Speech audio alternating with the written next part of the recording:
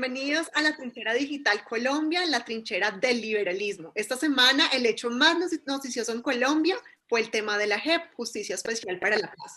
Revelaron un nuevo informe en donde dieron a conocer una cifra de víctimas de los llamados falsos positivos, civiles presentados muertos en combate, 3 veces mayor que lo que reportó la Fiscalía General de la Nación en su momento. Pero también quiero empezar dándole un saludo muy especial a toda nuestra audiencia y a quien nos acompañará hoy en nuestro programa,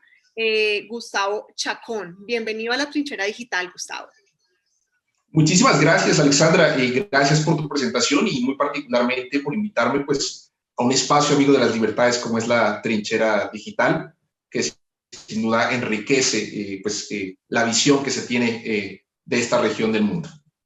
Así es, bueno, Gustavo Flores Chacón es abogado mexicano graduado como especialista en Derechos Humanos y Derecho Internacional Humanitario. Inició su trayectoria profesional dentro de la Dirección de Asuntos Jurídicos de la Cancillería Mexicana, luego del cual se desempeñó también como asesor jurídico consular de la Embajada de Panamá en México entre los años 2005 y 2012. En México ha estado adscrito a instituciones de seguridad pública, tareas que ha logrado combinar con la labor docente dentro de espacios académicos universitarios, tanto públicos como privados. En años recientes también optó por realizar un segundo posgrado en Colombia, país cuya realidad ha estudiado desde hace años, y considera que México podría aprender de Colombia lecciones que, bien replicadas, contribuirían a resolver los problemas de la violencia que aquejan a los mexicanos también. Así es, Alexandra, tal cual. Bueno, esta semana también hubo un tema complejo en Colombia, que son los líderes guerrilleros que están en el Congreso, han admitido responsabilidad en los horrendos crímenes que cometieron por las FARC, ahora llamada comunes. El llamamiento a audiencia de generales de la República de Colombia y altos oficiales de la fuerza pública relacionados con violaciones o llamados falsos positivos, que pues son mal llamados, porque ahorita pues ya Gustavo nos va a explicar un poco el término. Si ellos no aceptaran la responsabilidad de delitos o no colaboraran con la reparación, verdad y justicia, pues tendrían que enfrentar condenas de más de 20 años de prisión. En cambio, si colaboran, reconocerían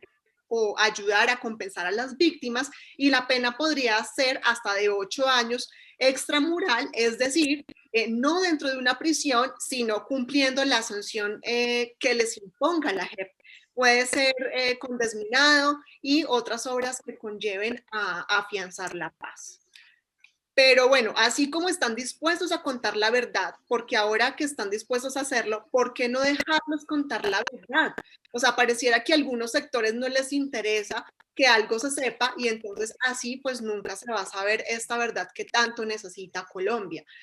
¿Cómo se ve este panorama desde afuera de Colombia? Si una vez conocías las versiones dadas por los exintegrantes de las FARC, se busca desprestigiar lo dicho de los comparecientes, Gustavo. Alexandra, mira, la verdad, como bien sabemos, es un componente indispensable en todos los mecanismos de justicia transicional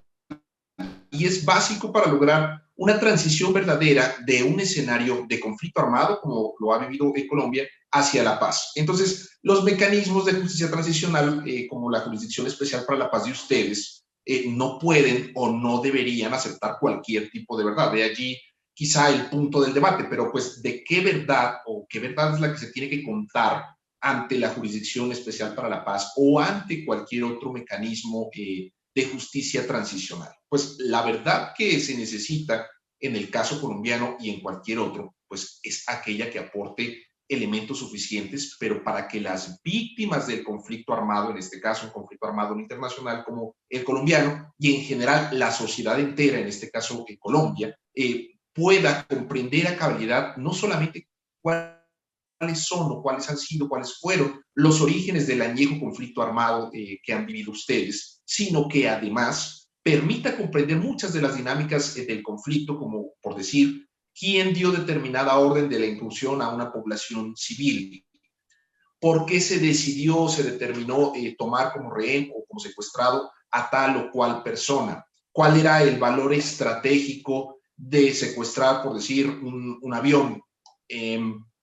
es el tipo de verdad que se necesita para conocer entonces, no solamente que te explique cuáles fueron las razones del conflicto, sino que permita a las víctimas llegar a verdades contundentes, como por ejemplo saber cuál es el paradero de las personas desaparecidas en ocasión o en el marco del conflicto armado. Aquella verdad que nos diga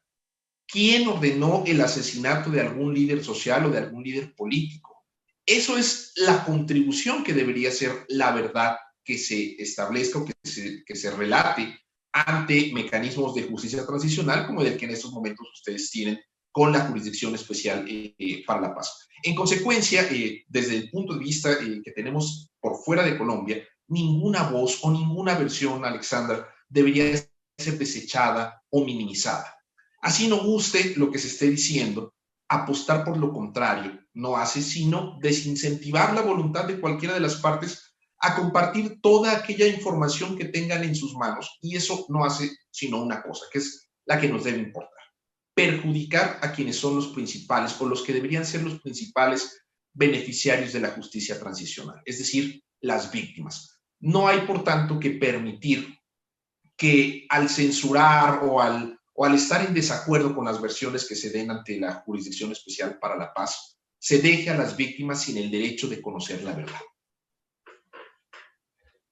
Así es. Bueno, y respecto a los militares, algunas voces dicen que la JEP está dejando en entredicho la legalidad con la que actuaron los militares en su momento. ¿Usted cree que eso puede ser así?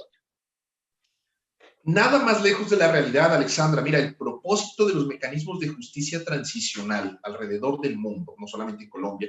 no es minar o no debería ser minar la credibilidad de ninguna institución, menos las de aquellos estados que están atravesando un proceso de recomposición o que están tratando de fortalecer sus instituciones luego de años de estar sometidos, por ejemplo, al rigor de una dictadura militar o a los estragos de un conflicto armado, como es el caso de Colombia.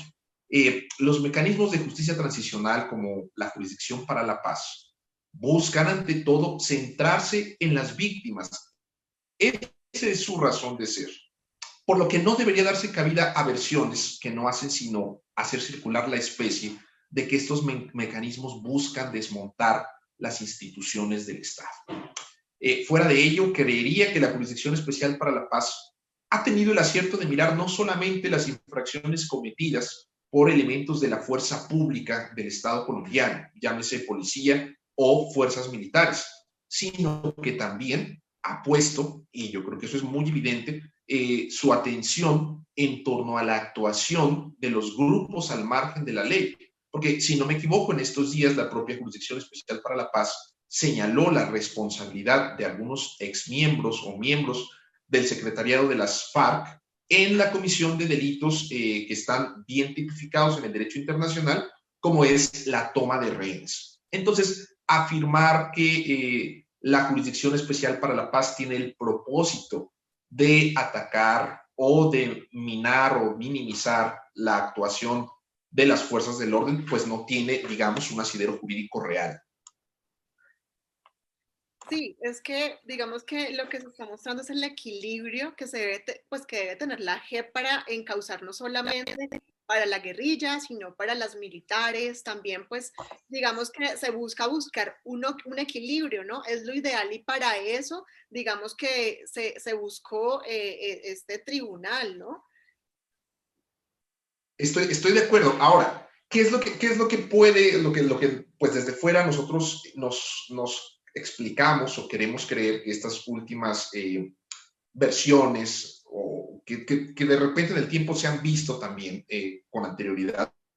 Pero entendemos que la Jurisdicción Especial para la Paz en Colombia recién pues determinó que el número de los llamados falsos positivos, que bueno, que como tú bien te decías al inicio, falsos positivos, recuérdese que en algún momento se denominó al caso aquel en el cual se llegó a la conclusión de que algunos elementos de las Fuerzas Armadas de Colombia hicieron pasar como por muertos en combate a personas que eran pues integrantes solamente de la población civil y los hacían pasar por combatientes y como muertos en combate. Se llegó a hablar, entiendo, Alexandra, de un kit guerrillero que les decían porque dejaban a las personas fuera, pues ya pues que no tenían ya vida, que estaban muertas, las uniformaban como si hubieran sido parte de los grupos armados. Entonces, a esa parte se le llamó falsos positivos, según entiendo. Entonces, según ahora lo que recuerdo, la Jurisdicción Especial para la Paz se pronunció sobre el número, la totalidad de falsos positivos que resultan a estas fechas. Si se habían reconocido oficialmente poco más de 2.000 personas fallecidas bajo estas circunstancias, entendemos que ahora esta cifra podría incluso triplicarse hasta llegar a más de 6.400 casos. Una cifra que entendemos está incluso respaldada por el alto comisionado, la alta comisionada de Derechos Humanos de la Organización de las Naciones Unidas. Es decir, no es una cifra que parece estarse inventando la propia Jurisdicción Especial para la Paz, sino que tiene un aval o tiene un respaldo a nivel internacional. Pero ello no quiere decir que el propósito de la Jurisdicción Especial para la Paz de Colombia sea atacar a las instituciones del Estado,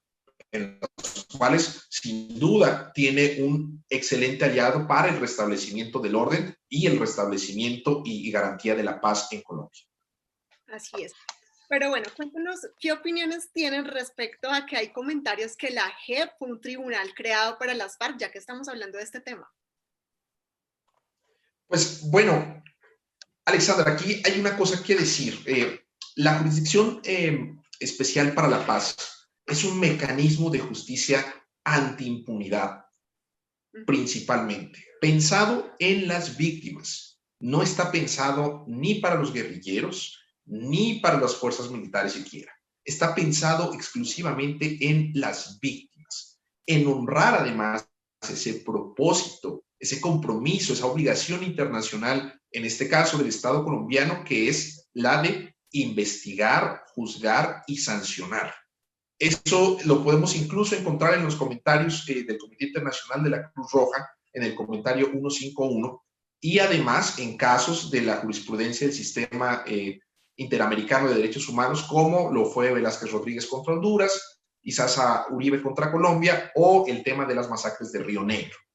Es decir, no es un tema que esté creado por el Estado con el gusto de beneficiar a una de las facciones, en este caso a la guerrilla.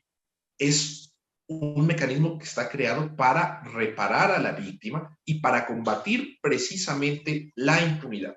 Por ello, a tu pregunta sobre si la Jurisdicción Especial para la Paz está pensada para los exguerrilleros, pues ahora desmovilizados, debe decirse que la Jurisdicción para la Paz pues no fue creada, como te digo, pues para los guerrilleros, ni por los guerrilleros, ni para los guerrilleros. Recordemos que la Jurisdicción Especial para la Paz no hace sino analizar en este momento 7 macrocasos que no solo involucran crímenes o infracciones a cargo de la fuerza pública, sino también a los miembros de la antigua guerrilla, a quienes, como decíamos hace unos minutos, hace apenas unos días se les encontró como responsables del delito de toma de rehenes. Si quisiéramos nosotros hablar de procesos que en su momento pudieron haber tenido un elemento o un componente mayor de impunidad dentro del propio Estado colombiano, pues bastaría remitirnos solamente a procesos en los que la única condición fue la dejación de armas, como en el caso del M-19. Es así como nosotros lo leemos desde el exterior, pero hoy en día, quienes miramos la Jurisdicción Especial para la Paz desde fuera, notamos que la Jurisdicción Especial para la Paz viene tomando en cuenta todas las disposiciones del Estatuto de Roma ratificado por Colombia, así como otra serie de obligaciones que tiene el Estado colombiano de cara a la comunidad internacional, de forma que no puede aquí hablarse de que la Jurisdicción Especial para la Paz está creado para favorecer a uno o a otro grupo de quienes hacían parte de este conflicto armado internacional, sino más bien, y eso es importante no perderlo de vista,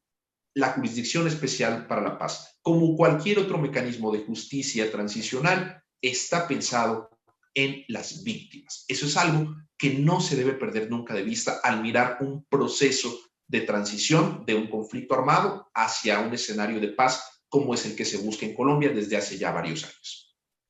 Bueno, y además hay que tener en cuenta también que la ONU respalda la investigación de la JEP sobre los falsos positivos. O sea, el alto comisionado de la ONU para los Derechos Humanos, Michelle Bachelet, reconoció la importancia de los resultados de esta investigación, pues de la JEP, que elevó de 6.402 casos a lo que se había dicho inicialmente que eran 2.000 casos, ¿no? Entonces, digamos que ella añadió que pues ellos toman esa oportunidad para reconocer la labor tan importante y legítima de los grupos de víctimas y de las ONG para luchar contra la impunidad en estos casos y obtener justicia. Porque es que también es importante resaltar que la ONU pues apoya esto porque es que no es solo lo que están diciendo o las versiones que ciertos sectores también están como poniendo en entredicho, o sea, también hay diferentes entidades alrededor del mundo que están vigilando que esto sí sea así y que lo más importante aquí son las víctimas, que es lo que está señalando, ¿no?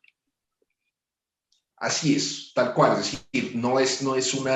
es una cifra que se haya inventado alguien, sino que además tiene el respaldo de instituciones bien acreditadas a nivel internacional y pues nada menos que el Alto Comisionado de las Naciones Unidas para los Derechos Humanos, como hemos mencionado.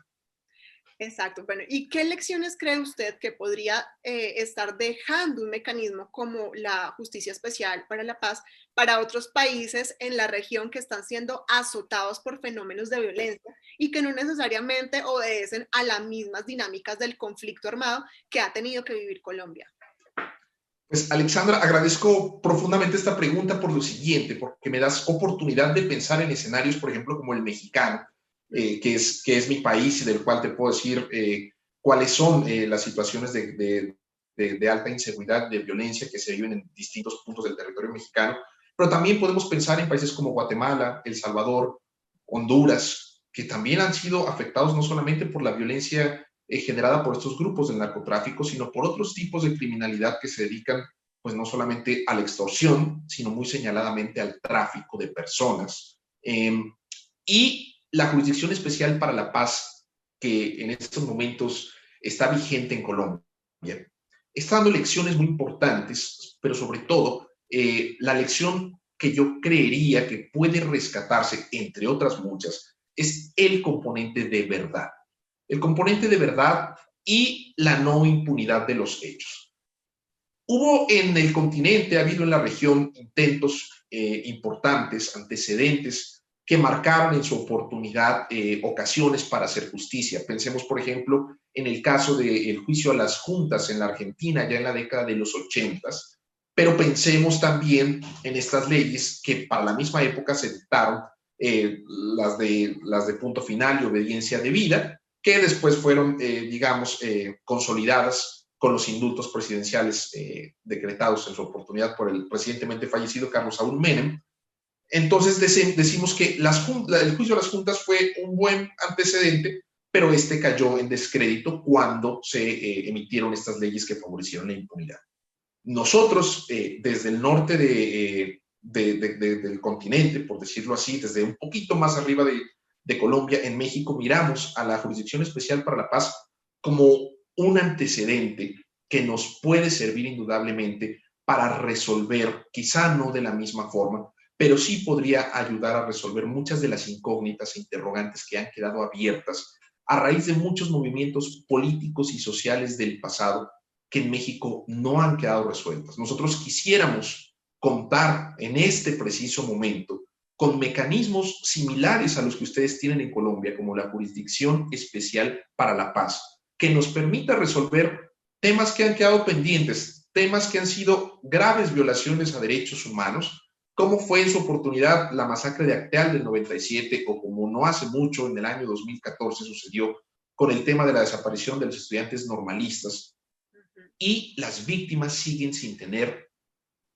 todavía muy en claro o ni siquiera una pista sobre qué es lo que pasó con sus familiares, con sus seres queridos. No ha habido, el Estado mexicano parece no haberse ocupado hasta el momento de un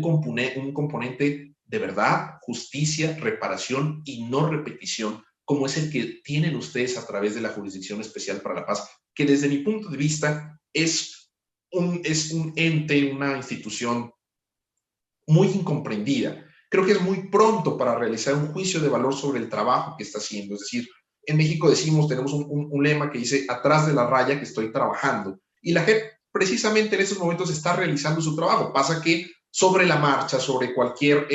resolución, sobre cualquier pronunciamiento, pues existen voces que inmediatamente la atacan, sintiéndose aludidas, pero pues habría que tener muy en claro que ninguno de los pronunciamientos que tenga sobre los actos que cometió la guerrilla, sobre los actos que le han sido imputados a la fuerza pública, tienen el propósito de atacar. Antes, al contrario, el único propósito que se fija la Jurisdicción Especial para la Paz, como cualquier otro mecanismo de justicia transicional, es el beneficio de las víctimas. Si eso es lo que ustedes buscan, han buscado con la constitución de este mecanismo de justicia transicional, créeme, Alexandra, que México y la región latinoamericana tienen en ustedes muchas lecciones por aprender.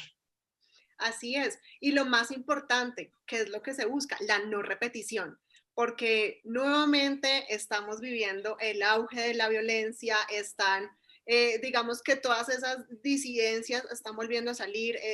nuevamente hay secuestros, nuevamente hay matanzas de líderes sociales. Entonces, lo más importante aquí es eso, la verdad, la no repetición, que es lo que estamos buscando. Y bueno, ojalá que podamos encontrar pronto ese camino. Gustavo, muchísimas gracias por habernos acompañado en La Trinchera Digital y a toda nuestra audiencia, quien las habló Alexandra Gómez desde Colombia, y nos vemos en una próxima emisión.